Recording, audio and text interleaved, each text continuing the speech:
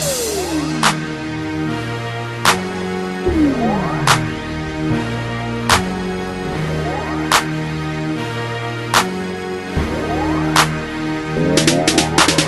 runaway slave, runaway slave.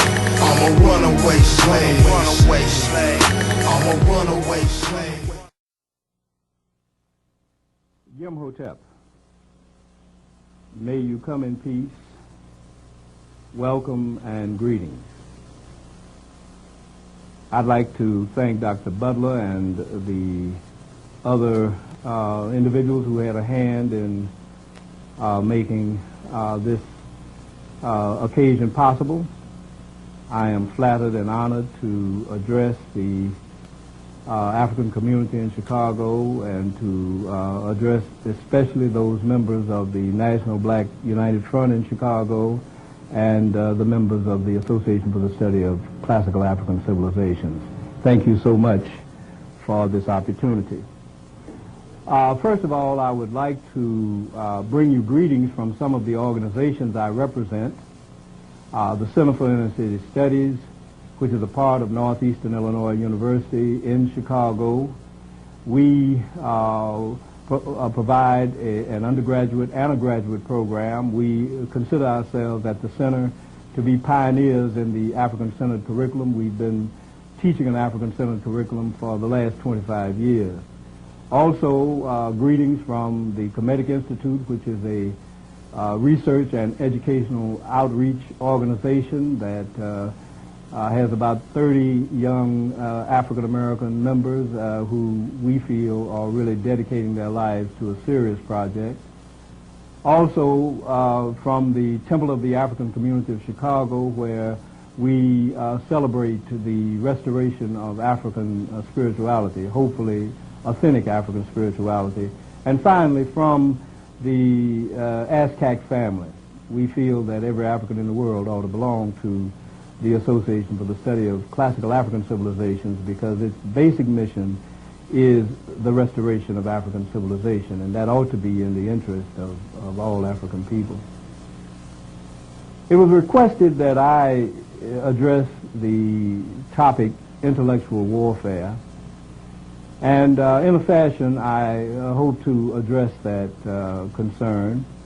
I've been interested in the intellectual warfare since I found out that I was in it for the last 25 years. The intellectual warfare that I am referring to is what I consider to be the greatest challenge to African people throughout the world, and that is the challenge that was raised more than 2 centuries ago when the Europeans began their atrocity against African people in the sense of creating and fabricating the doctrine of white supremacy. And for the last 2 centuries, African thinkers and African leaders have been engaged in that awesome struggle. And I would just simply like to point out that we believe now that we are at the top of the hill and on the way down. We feel that we have really overcome the major obstacles to dismantling that theory and practice of white supremacy. What I would like to do in this talk is to, first of all, just simply focus on that, on the present phase of that campaign, what we may call the African-centered education battlefield. And then I would like to review the fabrication of white supremacy in a kind of historical outline, and then I would like to revisit the battle plan that is now over 200 years old, that has been waged by African leaders from generation to generation. And finally, I would like to make some comments on the state of our project today. I'd like to begin by recalling the great event that happened in 1976, because this month we celebrate the burial of Steve Biko. who were so much involved in the revolt of the Soweto children in 1976. Because those children sort of framed the tone of the current phase of the battle from the African standpoint. Because those children refused to be taught in the language of their oppressor. And thus they began to revive the active warfare against white supremacy in South Africa. And even though many of those children gave up their lives in that struggle, and eventually their leader, their inspirational leader, their teacher, Steve Biko, was murdered as a result of that great renewal of the revolutionary struggle in South Africa, it is an event that, that really advances the project of our war against white supremacy. Because that event was a worldwide event, even though it occurred in a suburb in South Africa, even though it occurred to a relatively small fraction of the total African population, it is an event that affected every African in the world, and we have to understand that. And it is an event that is connected with the whole history of the 2,000 years of oppression and misery that we have been suffering as African people. The black students of Soweto decided that they were going to revive the revolution that had been sort of stalled after the incarceration of Nelson Mandela. And what we can say about the release of Mandela a few years ago is that the primary reason for his release is that event that those children participated in, by raising the cry of black freedom in terms of the freedom of the African mind, in terms of the dismantling of the intellectual atrocity that Europeans had waged on African people. And that movement itself in Soweto had been inspired by an event that had occurred 16 years before here in the United States, in the African diaspora. Because in 1960, when the black college students began that massive revolt against the segregation system here, of which the apartheid system in South Africa was an echo. When they started that awesome revolt, they called the attention of the African world to the necessity to begin immediately to dismantle the apparatus of white supremacy. And those students went from February of 1960 throughout that year. They went from sit-in, trying to integrate restaurants in the South, all the way to voting rights campaigns. And as they got involved in the voting rights campaign and they turned to other issues, they finally wound up, many of them being recruited to go to school in the North, in places that in schools and universities they'd never heard of before, but suddenly they found themselves in those universities, and they continued their route in those universities, because even though they were supposed to be integrated in those universities, they discovered that they had faced an enemy that was as great as the enemy of segregation, and that is the supremacy, the white supremacy curriculum that is entrenched in education, especially in higher education, throughout the European-controlled world. And they began then to demand black studies, and that demand was not well understood. Although it was widely supported in the African American community, it was not well understood. The articulation somehow or another didn't quite come through, and a lot of people didn't really understand what it was about, those who were for it and those who were against it. And so it got tangled up. But what we can say is that revolt, that black studies revolt, was a necessary development of the student protest that began a few years earlier. Because what these students found out was that physical integration was not really the problem. What the problem was the theory and practice of white supremacy. and they found it so well entrenched in the universities, and so they began their protest. What happened after black studies became a rather large threat to the universities was that a lot of the universities caved in and established or allowed to be established black studies programs, but they immediately began to try to circumscribe those programs, to limit them, and to finally dismantle them. And so the battle was waged from the late 60s throughout the 70s.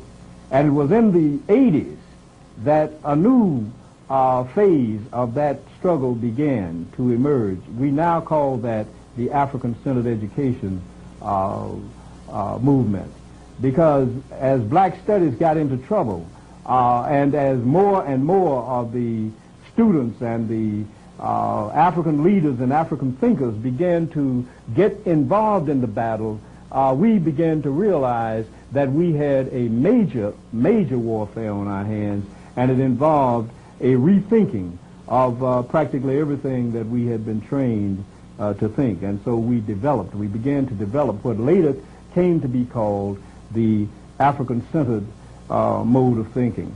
And that is where the campaign is now. And in a few minutes I'll get back to the state of that campaign. But first, let me turn to the problem, that is the fabrication of white supremacy. White supremacy as a philosophy, in my reading of European history, started about 250 years ago, in the middle of the 18th century, about 1750 or so. And it started at a particular historical moment that we need to have some understanding of. Because even though the chattel slave system and the slave trade system had been going on for 300 years before that, and that was, of course, a great atrocity. That was a great tragedy, especially for African people, as millions of African people were destroyed in that one way or another. But in the middle of the 18th century, that slave system had reached such proportions that it was posing major problems among the Europeans. And Europeans themselves were involved in a great debate and dispute over whether to continue the slave system or to abandon it, whether it was good for Europeans or not. The slave system had produced the great wealth of Europe for 300 years, but it was also in the 18th century producing a great number of strains in the European population. It was traumatic to many of the Europeans who took their Christianity rather seriously and learned on Sundays to love mankind, and then on Mondays they had to go out and beat up African people and kill African people, and that was causing a strain in theological circles. But the strain was not limited to theology and morality. It also got in the practical arena, because millions of European ordinary laborers were being intimidated by competition with slave labor, and they just didn't feel that they had an advantage in that situation. And so many of the Europeans who were unemployed felt that if they could get rid of slavery, then employment for poor Europeans would open up. The European small businesses were very intimidated by the large slave industry that kept the small business community at its mercy, and so many of them wanted to get rid of it. For a number of reasons, the Europeans were engaged in a great debate over whether to continue slavery or get rid of it. But some of the European philosophers at this point came to the rescue. They didn't enter the debate so much to take sides one way or another. Most of them probably thought that slavery had run its course. But what they really had to deal with was the fact that for 3 centuries, the slave trade had provided the foundation of European prosperity. And since in the 18th century, the Europeans were projecting themselves as the moral leaders of all time, as the people who had set the highest standards for human conduct, some of the philosophers felt that they had to justify the previous 300 years, and so they invented the philosophy of white supremacy. And it starts with some of the greatest names in modern philosophy, especially Montesquieu, whose book is one of the great pieces in the great books of the Western world that you have to read when you take courses in civilization and humanities and so forth and so on. Montesquieu is hailed as one of the major contributors to the theory of American government, and therefore his words had a great impact on European thinking. And this is what Montesquieu said in his great work, The Spirit of the Laws, which was published in 1749, in a chapter called On Negro Slavery. Montesquieu said, "Were I to vindicate our right to make slaves of the Negroes, these would be my arguments. The Europeans, having extirpated the Americans, were obliged to make slaves of the Africans for clearing such vast tracts of land. Sugar would be too expensive if the plants which produce it were cultivated by any other than slaves. These creatures are all over black, and with such a flat nose that they can hardly be pitied. It is hard to believe that God, who is a wise being, should place a soul, especially a good soul, in such a black, ugly body. Negroes prefer a glass necklace to gold, which other nations value so highly. Can there be greater proof of their not having common sense? It is natural to look upon color as the criterion of human nature." And finally, Montesquieu concluded, "It is impossible for us to suppose these creatures to be men, because allowing them to be men, a suspicion would follow that we ourselves are not Christians." This is the beginning of the philosophy of white supremacy. That is, no longer is race prejudice a matter to be discussed in bar rooms and in informal gatherings, but now white supremacy has worked its way into the halls of philosophy and has become written in the great philosophical treatises. In the same year that Montesquieu published The Spirit of the Laws, another scholar from Britain, a Scotsman by the name of David Hume, who had studied in France and was a great admirer of Montesquieu, published some essays. And in one of his essays, he had this to say: "I am apt to suspect the Negroes to be naturally inferior to the whites. There scarcely ever was a civilized nation of that complexion, nor even any individual eminent either in action or speculation. No ingenious manufactures among them, no arts and no sciences. On the other hand, the most rude and barbarous of the whites, such as the ancient Germans, the present Tartars, have still something eminent about them in their valor, their form of government, or some other particular.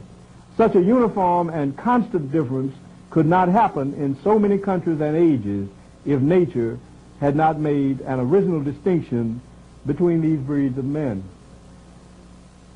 In other words, you had European philosophers stating in philosophical writings that Africans were inferior and that whites were superior genetically. In the same period, on this side of the Atlantic, here in what later became the United States, Benjamin Franklin, who has been hailed as one of the great abolitionists and friends of the Negroes, raised a query that is quite interesting and should give some insight into the thinking of abolitionists. He said,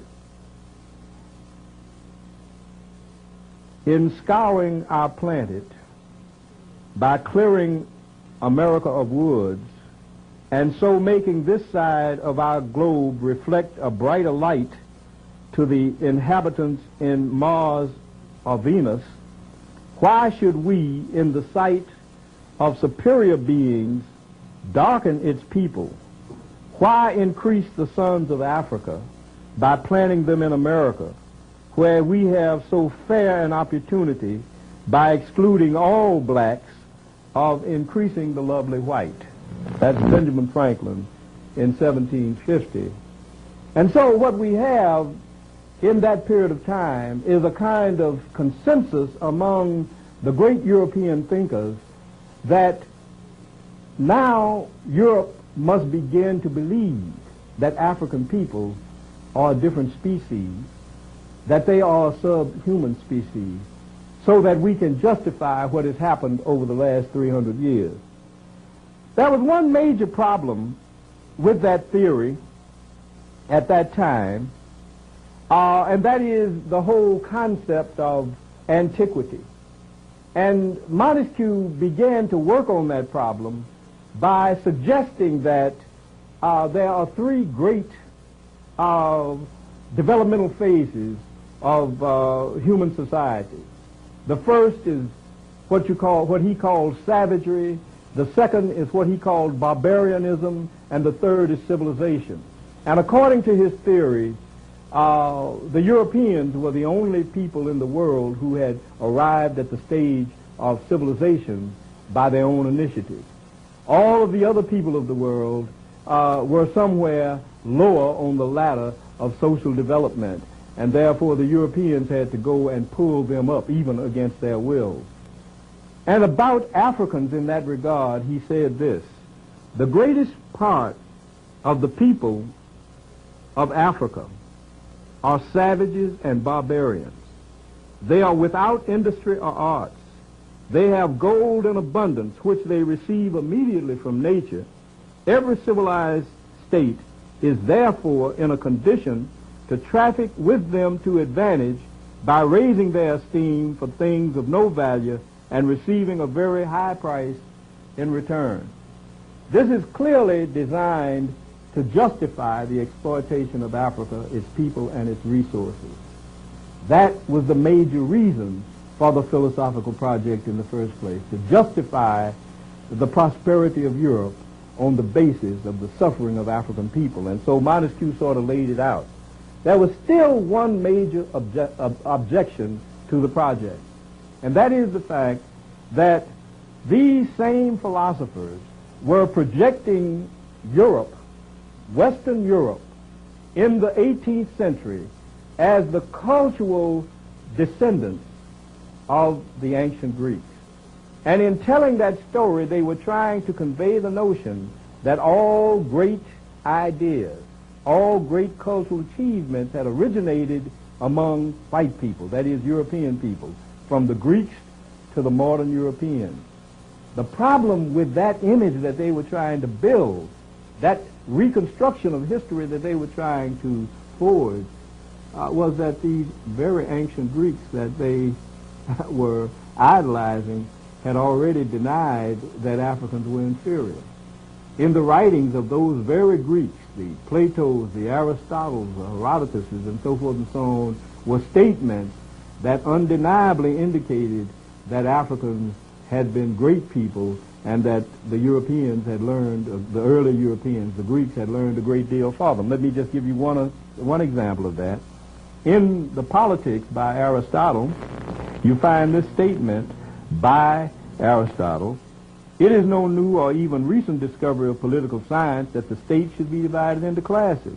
To this day, it is the case in Egypt. In Egypt, the system is believed to have been introduced by the legislation of Sesostris." The Greeks believed that Sesostris was the greatest of the pharaohs of ancient Egypt. "The division into classes originated in Egypt. Egypt bears witness to the antiquity of political institutions. Her people are recognized as the most ancient of all races, and from time out of mind they have had a legal code and a regular system of government. We ought therefore to make good use of what has come down to us from the past and merely try to supplement its effects." In other words, what Aristotle was saying was that we, the Greeks, who are now trying to develop an intellectual approach to life, got a great deal from these ancient Egyptians who have been wise for so long. And that was the general consensus of the Greek philosophical community, and that's why they went year after year, generation after generation, to study in Egypt.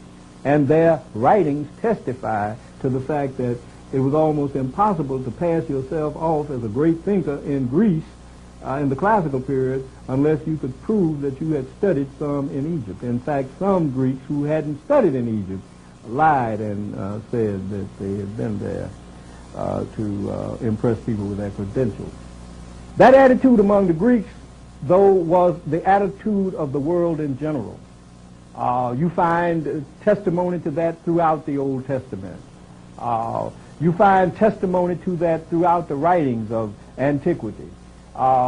Every nation in antiquity that has a literary tradition has some testimony to the great esteem in which the ancient Africans of Northeast Africa were held. And so that was indeed a problem. And that impression, incidentally, was not limited to the ancient world. It extended throughout the Middle Ages. It extended to the very beginning of the modern age. People like Francis Bacon and Isaac Newton, all of them had high opinions of those ancient Africans and their great contribution to world intellectual development. And so it was just in the 18th century that the Europeans suddenly got the idea that somehow or another we're going to have to deny that Africans did all of that. And so they did have a problem. In the early part of the 19th century, that problem was theoretically solved. What made it possible was the 1798 invasion of Egypt by Napoleon Bonaparte. As Napoleon was stepping on the stage of power after the French Revolution, he decided to open up the whole world for this new France dominion, and so he marched into Egypt in order to facilitate that program. And when he got to Egypt, he decided that he had better bring in the intellectuals to deal with the intellectual threat of Egypt to European supremacy. And so he brought the great scholars of France in, who began to study the monuments and the artifacts and the great civilization that was still evident there in the ruins of the Nile Valley. And those intellectuals established the modern discipline of Egyptology, and the Egyptologists then incarcerated the antiquity of African civilization and began to monopolize wisdom about it, and they began to change its image and make it something that it wasn't. But it was Hegel who in 1820 began a series of lectures that were later published as The Philosophy of History, who offered the great solution to the problem. And let me just share with you some of the flavor of his thoughts that he put in the book that is known now as The Philosophy of History. He said the Negro in Africa exhibits the natural man in his completely wild and untamed state. There is nothing harmonious with humanity to be found in this type of character. He further concluded that the condition of Africans is capable of no development of culture, and that enslavement to more advanced Europeans is necessary to the increase of human feeling among the Negroes, and is an advance toward becoming participants in a higher morality. It is a phase of their education. And then in concluding his analysis of Africa, he said this: at this point we leave Africa, not to mention it again, for it is not a historical part of the world. It has no movements of development to exhibit. Historical movements in it, that is, in its northern part, belong to the Asiatic or the European world. Egypt will be considered in reference to its western phase, but it does not belong to the African spirit, because what we properly understand by Africa is the unhistorical, undeveloped spirit still involved in the conditions of mere nature, and which had to be presented here only as on the threshold of world history. And thus what Hegel did was to solve the problem of ancient African civilization by denying it. by alienating Egypt from Africa and alienating Africans from Egypt, by asserting in effect that ancient Egypt was not African, although it happened to be on the African continent, and that the people of ancient Egypt were not Africans, although they happened to have been born, reared, and developed in Africa. He provided a magical solution to the problem. And to tie it all up, he asserted that Africans had no history, and therefore you don't have to bother about it in the first place. He tried to wipe history from Africa. He tried to commit the crime of historicide, and that is the destruction of the history of a people. And as brutal as slavery itself is, when you commit the crime of historicide, you not only wipe people out physically, but you wipe their memory from the pages of history. And that is, in the long run, a much more vicious crime. And that is the great atrocity that Africans found themselves confronting in this modern world. In addition to the brutality of slavery, they found themselves confronting the European intention to wipe Africans out of history altogether. That was the great threat. And what happened after Hegel is that theme of African inferiority, of African absence from history, worked its way into every discipline. They created a special discipline to deal with Africa, since historians couldn't touch Africa anymore because there was no African history, and so they created the discipline of anthropology to study Africa. Historians can't study people that have no Africa. But every discipline, not just simply anthropology, sociology of Durkheim, the psychology of Sigmund Freud, the political science of John Burgess, all of those disciplines were founded upon the notion that Africa is at the bottom of social development. And that was the project that shaped the curriculum that was developed in the 19th century and that we inherited in the 20th century. Because what we had after that kind of curricular development was the emergence of what is called the classical European curriculum, based on the notion that Greece and Rome are the foundations of all civilization and the progenitors of Western civilization, and that the curriculum that has developed and emerged in the modern world came directly from the Greeks and the Romans, ignoring the fact that the Greeks and Romans got that curriculum in the first place from the Africans. That is the monster that we are facing, the curriculum of white supremacy, presided over by the structure of European education. European education not only dominates the education of Europeans, it dominates the education of practically everybody in the world today, even in Asia and certainly in Africa, certainly in the Western Hemisphere. And added to that was the crowning star of this movement, and that is the establishment of European-controlled education of Africans. That was the crowning moment of it, what came to be called in the early 20th century Negro education. That was universal. Started developing in its theoretical foundations here in the United States, and then was transferred to the colleges that were established in Europe by the Europeans in Africa after the great partition of Africa in 1884 and 1885.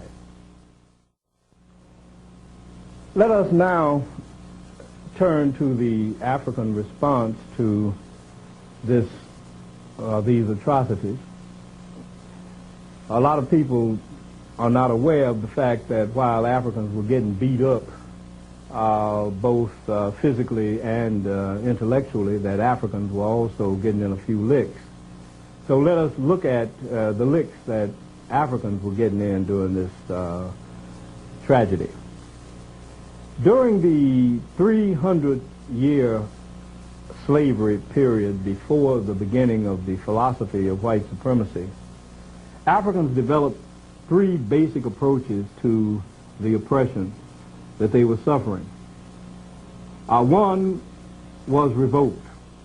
That is, from the very start, beginning in about 1500, when the first relatively significant shipload of Africans arrived in the Western Hemisphere, you see revolt on the island of Haiti, which Columbus invaded. You see a revolt against the plantation that Columbus's son and brother were running. And that revolt resulted in a part of the plantation being burned down and the Africans escaping into the interior of the island and building a new African community, because that's the only kind of community they knew how to build. And that community continued generation after generation as a free and independent African community. And what you saw as more and more Europeans moved into the Western Hemisphere and invaded the various parts of the Western Hemisphere and brought Africans to do the dirty work, more and more Africans revolted and established free and independent African communities. The Europeans called them maroon communities. But that revolt was a constant part of the pattern of colonization in the Western Hemisphere. It's been underplayed by the historians, but it was always present. Sometimes the revolts succeeded and sometimes they didn't. Those revolts were very, very inarticulate in terms of written text, and so we don't know exactly what the reasoning might have been, except that we know that Africans wanted to be free, and that has always been demonstrated.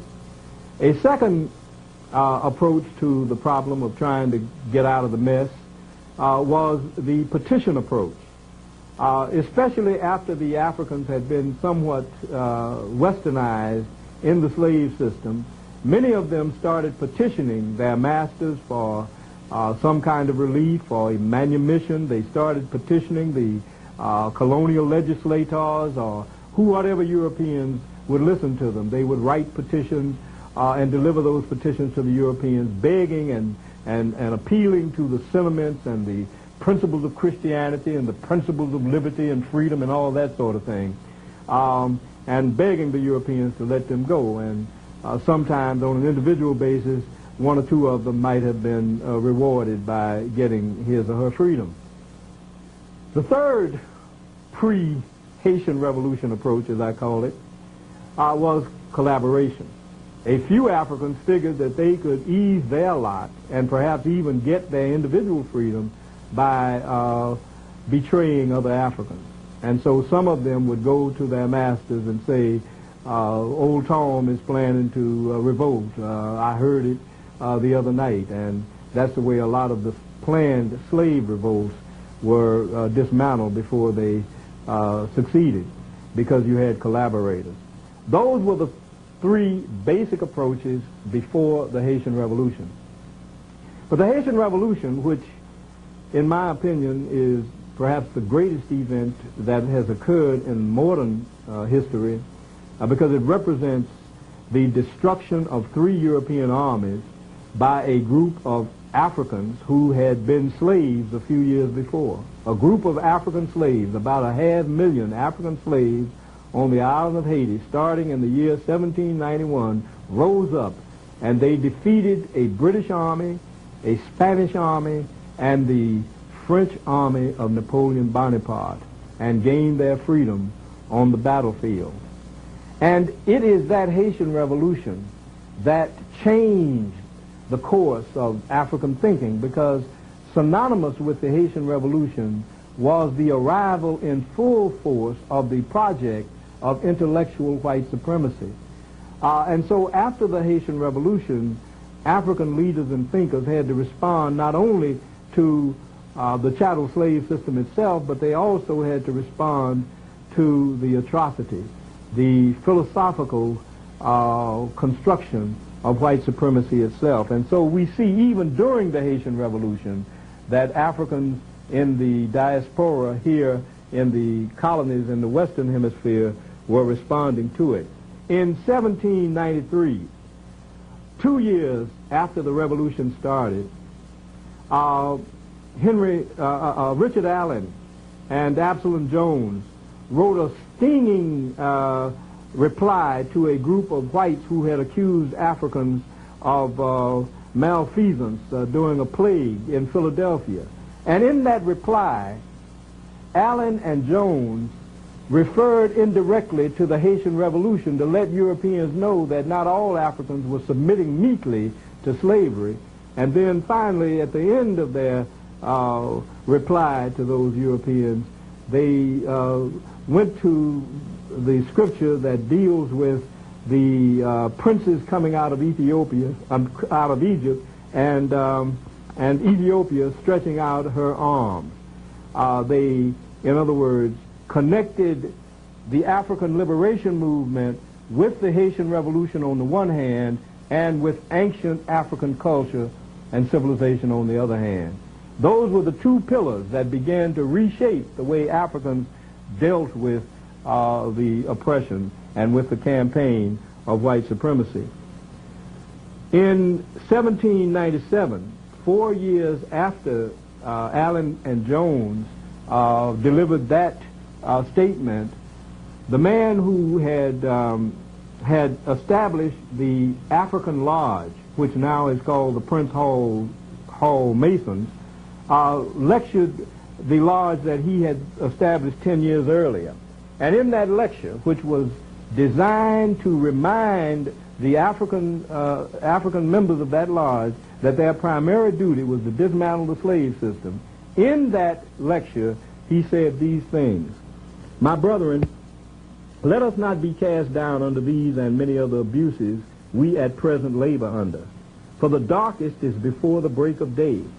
My brother, let us remember what a dark day it was with our African brethren 6 years ago in the French West Indies." At that time, Haiti had not been named Haiti, and so he referred to it as the French West Indies. He continued, "Nothing but the snap of the whip was heard from morning to evening, hanging, broken on the wheel, burning, and all manner of tortures inflicted on those unhappy people, for nothing else but to gratify their master's pride, wantonness, and cruelty. But blessed be to God, the scene has changed." And this, in 1797, it was apparent the Africans were going to win. By 1797, they had already defeated one French army. They had already defeated the British Army of the West Indies. They had already defeated the Spanish army of Santo Domingo, and now they were about to defeat Napoleon's army. It was clear that the Africans were going to win that struggle. And so Prince Hall said this: "They now confess," that is, the French had abolished slavery on the island, for example. "They now confess that God has no respect of persons, and therefore receive them as their friends and treat them as brothers. Thus doth Ethiopia begin to stretch forth her hand from a sink of slavery to freedom and equality." Until that time, the idea of Ethiopia stretching forth her arms was interpreted primarily as the Ethiopians are expressing love for humanity. But what Prince Hall pointed out was that that arm now has a sword or a gun in it, and that is the way Africans are going to liberate Africans and destroy the chattel slave system. That was the beginning of a change in the African response, because now the Africans had to respond to the doctrine of white supremacy itself. And so we see in the succeeding periods that Africans began to anchor their protest on the basis of fighting against white supremacy itself. And one of the great leaders in that fight was David Walker. David Walker, who is known for his famous appeal, based his appeal upon the education of African people. David Walker saw that the real problem facing African people was the problem of the enslavement of the African mind. And what the Africans had to do, because of the results of this European campaign of white supremacy, was to liberate their minds. And so in the beginning of his appeal, he provided a teaching that most people who have read the appeal are really not fully conscious of. And that is the teaching that began with his observation that some of my brethren do not seem to know who the ancient Egyptians and the Pharaoh were. And then he says, for the benefit of those, let me assert that the Egyptians were Africans, such as we are. About the same as you see the colored people in the United States at the present day. And then he went on to say that in view of that fact, we have to learn something about it. In his words, he said that African people have to take a retrospective view of the arts and sciences, the wise legislators, the pyramids and other magnificent buildings, the turning of the channel of the river Nile by the sons of Africa or Ham, among whom learning originated and was carried then into Greece. In other words, David Walker realized that this phase of the liberation movement had to include the liberation of the African mind from the atrocity of white supremacy. And he laid out the curriculum. The curriculum included, number one, hooking up with the Haitian Revolution. Here's what he said about the Haitian Revolution. Haiti is the glory of the blacks and the terror of tyrants. One thing which gives me joy is that they are men who would be cut off to a man before they would yield to the combined forces of the whole world. In fact, if the whole world was combined against them, it could do nothing with them. And that, for David Walker, was the model that all Africans ought to aspire.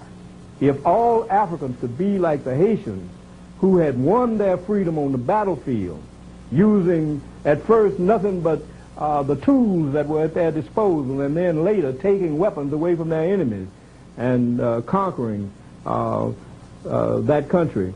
If all Africans could do that, then slavery would be over. And so he felt that in order for Africans to understand that they can do that, you must also teach Africans about the real history of the world and the place of Africa in history. And you start with the foundations in classical African civilizations in antiquity. That is, the ancient Nile Valley builders. That curriculum that was laid out against the broad American and European curriculum at the beginning of the 19th century was the curriculum that was passed on generation after generation by the courageous nationalist African leaders in this country, in the Caribbean, and finally going to the continent. It's very, very important that we look at the carriers of that tradition. After David Walker, there was Martin Delany, perhaps the greatest thinker in the United States in all time.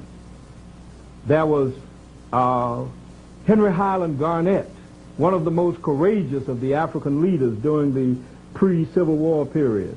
There was Edward Wilmot Blyden, an African who was born in the Virgin Islands, who came to the United States as a young man seeking an education, and then finally went to West Africa and became a citizen of Liberia, and spent his time going from black communities in Africa to black communities in London to black communities in the United States to black communities in the Caribbean, trying to convince all Africans to go back home and build a great civilization to destroy the white supremacy regime. And then there was Alexander Crummell, a man who lived also in Liberia, but who spent his time trying to convince Africans that Africans had to nationalize so that they could overcome the disadvantages.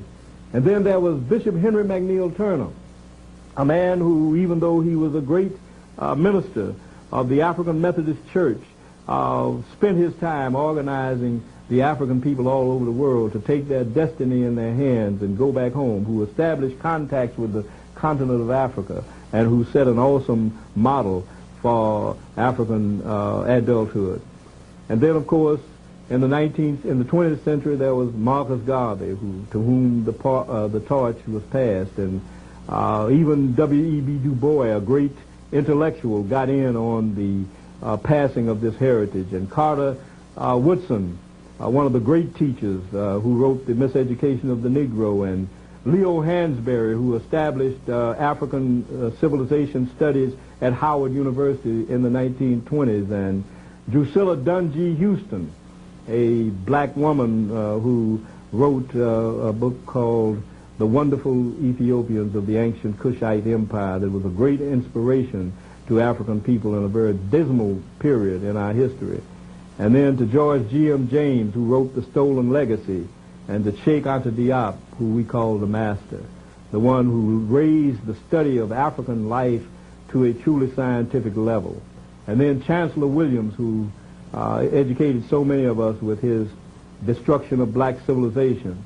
And then my teachers, Ben Yakinen and John Henry Clark, who taught us that we should really command the study of Africa so that we could begin to build the consciousness of Africa and pass that heritage on from generation to generation. And it is because of the inspiration of people like Cheikh Anta Diop, Ben Yakinen, John Clark, who taught us that we finally formed the Association for the Study of Classical African Civilizations, which is committed to the restoration of African civilization. That is the history of the project in a nutshell. That's what we have been doing, is following the teachings that were laid out by David Walker, and that is to connect up the possibility of Africans gaining freedom by whatever means necessary, as Malcolm X would put it, on the one hand, and the necessity of rebuilding our lost heritage to overcome the atrocity of white supremacy. And so when we come to the present, we take stock of the project. And what we can say is that what we see on the battlefield tells us that we are winning. What we see on the battlefield tells us and convinces us that we are at the brink of victory. But we are not euphoric because we see that. Because, you see, Africans have had to drink bitter tears in the past, because at the time when our project seemed to be at the peak of success, we've been disappointed because many of our leaders have just at that point faltered. They've had a tendency to want to get it over with and to compromise, and in that compromise we have lost much of what had previously been gained. But this time, through our careful study of history, we are resolved that we are not going to compromise. Our objective is to dismantle white supremacy, and we are not going to stop until it is dismantled. We are not going to accept, let us say, the dismantling of a little white supremacy. That is, the change of one or two things. We are going to accept only unconditional surrender. That is the only terms upon which we can deal. But let us look at that battlefield for a minute. As I said earlier, the present phase of the campaign, the African-centered education movement, began to emerge in the 1980s. And what we saw in the 1980s was the beginning of a response. That is, the European intellectuals were beginning to notice that we were ceding. And one of the first indications of it was the book published by Alan Bloom, a professor at the University of Chicago, called The Closing of the American Mind. And what Bloom was lamenting in that book was the fact that he felt that black studies and the black studies movement had so intimidated the European intellectual community that the development of the classical tradition of European education had been impaired and restricted. And therefore, they protested and tried to talk the Europeans into coming to grips with that.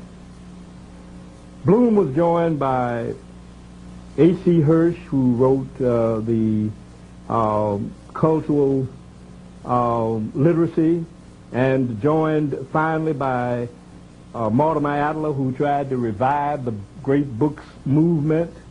All of these were efforts to stem the tide of what we were doing. That's why we knew we were succeeding. And then finally, a few years ago, Diane Ravitch jumped out with an attack on those of us who pursued the African-centered persuasion. And she was finally backed up when we knocked her out of the box. She was backed up by Arthur Schlesinger Jr., who was supposed to be a great liberal and friend of the Negro. And we nullified him. Then they turned to an attack on Lynn Jeffries. As they turned to the attack on Lynn Jeffries, the European defenders of white supremacy and Western civilization realized that they couldn't win this battle by themselves, and so they have begun to recruit some young African-American intellectuals that they've trained to come out and fight us. And what we would like to do to those brothers and sisters is extend our hands and ask them to leave their masters and come over and join us, because we're on the winning side, and we're on the side that is in favor of all African people. Our movement is succeeding. We have Africans not only in this country, but also in the Caribbean and also on the continent of Africa, talking about African-centered education. We have Africans at all levels talking about African civilization. And so we know that we are winning, not because the Europeans are fighting. We are winning because the African people are supporting the movement. We have won the battle of the African mind, which is the battle of the 21st century. And what we are doing now is organizing study groups. And we advise all African people to get involved in study groups. When we know ourselves, then we will be able to overcome the last obstacles to our victory. Let me conclude by reciting the end of a prayer that Bookman, the man who organized the Haitian Revolution 202 years ago, uttered on the night he got the assembly together to start the revolution. On that evening, Bookman said, among other things, "Throw away the image of the white man's God, who has so often brought down our tears, and listen to liberty, which speaks in all our hearts."